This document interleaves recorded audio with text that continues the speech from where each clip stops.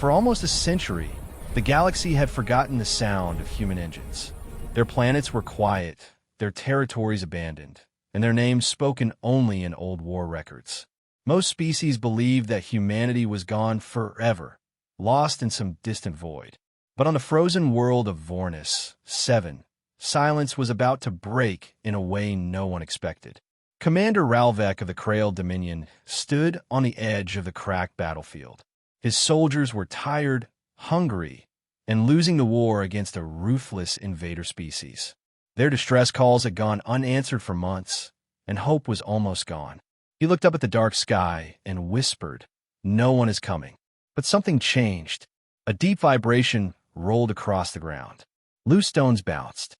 The air trembled as if the sky itself was waking from a long sleep. Ralvek stared upward, confused, until he heard it, a distant thunder, low and powerful, growing louder every second. The clouds above twisted into a spiral, glowing with an electric blue light. Wind roared across the valley. Soldiers dropped their weapons in fear. For a moment, everyone thought the invaders had released a new weapon. Then a massive shadow cut across the sky. A ship, sleek, armored, burning with blue engines, descended through the storm clouds. Its hull glowed with symbols no one had seen for generations. The soldiers whispered in disbelief. Some fell to their knees. The thunder grew louder, echoing through the mountains. Ralvek's eyes widened. His heart almost stopped. It cannot be. Humans.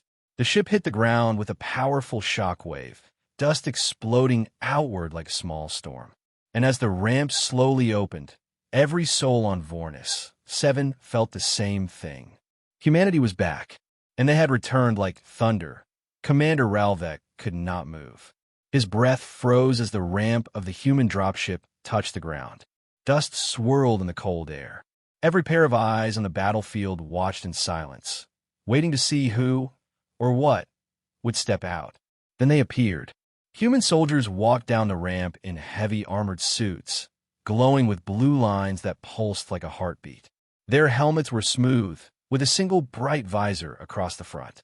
Each step made a deep metallic sound, as if thunder itself had learned to walk. Ralvek had heard stories about humans, how they fought fiercely, how they never abandoned allies, how they always returned stronger. But seeing them now felt like witnessing a myth come to life. The lead human stepped forward. His armor was darker, reinforced, and marked with a symbol that looked like a rising storm. He scanned the battlefield, then spoke through an amplified voice that echoed across the valley. "Vornis 7 forces stand down. Humanity stands with you." The Krail soldiers stared in shock. Some cried quietly. Others shouted in relief. For months, they believed the galaxy had abandoned them, but the sound of that human voice hit them harder than any weapon. But the moment of hope did not last long.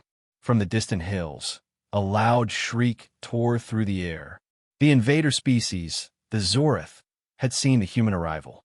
Dozens of their creatures emerged, running on 4 powerful limbs, their mouths lined with sharp crystal teeth. Behind them, 3 massive war beasts rose like towers of living stone. The ground shook again, but this time for the enemy. Ralvek looked at the human commander. "We are outnumbered," he warned. The human visor turned toward the approaching threat. "No," the commander replied calmly. "They are." With a simple hand gesture, the human soldiers raised their weapons, each glowing with blue energy. The real battle was about to begin. The first wave of Zorith creatures charged with terrifying speed.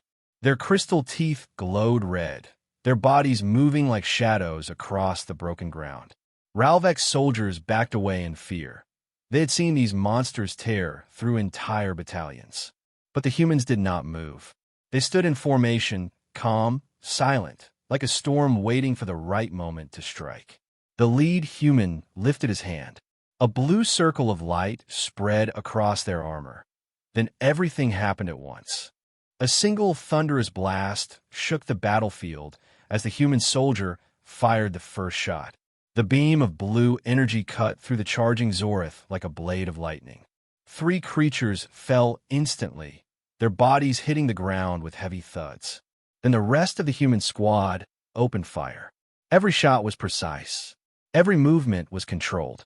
Their weapons hummed with a deep, powerful sound that reminded Ralvek of ancient storms. Zorth creatures dropped one after another, unable to get close. The Krail soldiers watched in shock. Humanity was not just back. They were stronger than ever. But the war beasts were different. Massive, armored, and taller than buildings, they charged forward with earth-shaking steps. Their crystal spines glowed with violent colors as they roared. Even human weapons struggled to slow them down. One of the beasts slammed its giant foot into the ground. The shockwave knocked several Krail soldiers off their feet. Ralvek felt the air explode around him. The human commander called out, "Titan Protocol." 3 human soldiers stepped forward carrying heavy, cylindrical devices. They slammed them into the ground, activating glowing energy fields. The devices began to hum, pulling power from the air. A rising blue vortex formed between the soldiers. Ralvek stared in disbelief. "What are they doing?" he whispered. The commander answered without looking at him. "Ending this." The vortex grew brighter, charging for something unimaginable.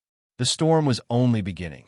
The blue vortex in the center of the battlefield spun faster and faster, pulling dust and broken stones into its swirling light. Its energy rose like the sound of a growing storm. Even the Zorth war beasts hesitated, unsure if they should keep charging. Ralvek shielded his eyes. "What is this technology? No one in the galaxy uses power like this." The human commander's visor glowed brighter. "We don't use it," he replied. "We perfected it." The vortex expanded again, and a shock wave of blue light spread outward.